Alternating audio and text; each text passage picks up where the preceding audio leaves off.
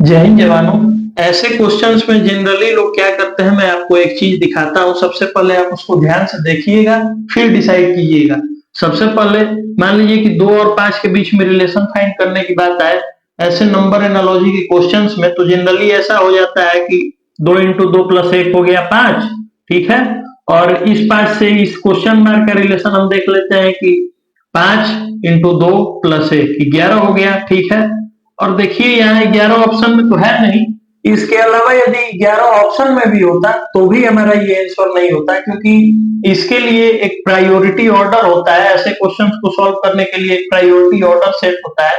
सबसे पहले हम वैसे प्रायोरिटी ऑर्डर को देख लेते हैं, उसके बाद इस क्वेश्चन पे वापस आते हैं और फिर सॉल्व करते हैं।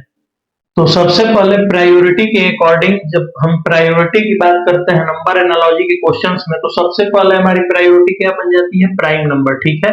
सबसे पहली प्रायोरिटी आप प्राइम नंबर को देंगे सॉल्व करते समय। ठीक। उसके बाद जो नेक्स्ट प्रायोरिटी देते हैं वो स्क्वायर को देते हैं, किसी नंबर का स्क्वायर हो गया। उसके बाद क्या देते हैं? नेक्स्ट देते हैं क्यूब को। किसी संख्या का जब आप क्यूब करते हो तो वो क्यूब का हो जाएगा थर्ड प्रायोरिटी।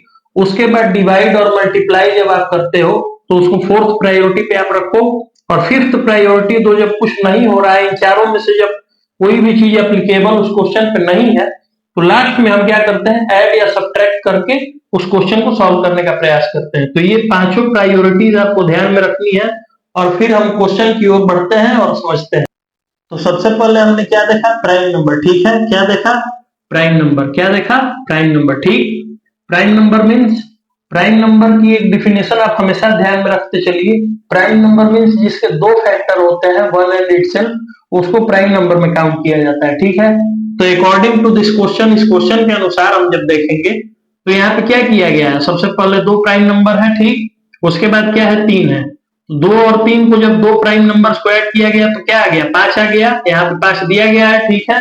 ठीक उसी प्रकार जब हम 5 और क्वेश्चन मार्क की बात करेंगे, इसके बाद कौन सा प्राइम नंबर आएगा? 3 के बाद प्राइम नंबर आप बताइए, कमेंट कीजिए। 3 के बाद क्या आ जाएगा? 5 आ जाएगा। 5 के बाद क्या आ जाएगा? 7 आ जाएगा। ठीक है। तो यहाँ पे क्या किया गया है? फर्स्ट 2 प्राइम नंबर्स को ऐड करके यहाँ पे लाया गया है 5। ठीक है। आप समझ पा रहे हैं? ठीक है। उसके बाद यहाँ पे हम लोग क्या करेंगे? 5 और क्वेश्चन मार्क के जगह पे 5 और 5 के आगे वाली संख्या कौन सी है? प्राइम नंबर में 7 है। ठीक है। कौन सी है? यहाँ पे 7 है। हम लोगों ने देखा 7। ठीक है। 5 और 7 को जब हम ऐड करेंगे तो क्या मिल जाएगा? 12। 12 मिल जाएगा। ठीक है। और यही हमारा सही आंसर है। ठीक है। बात समझ में आ रही है?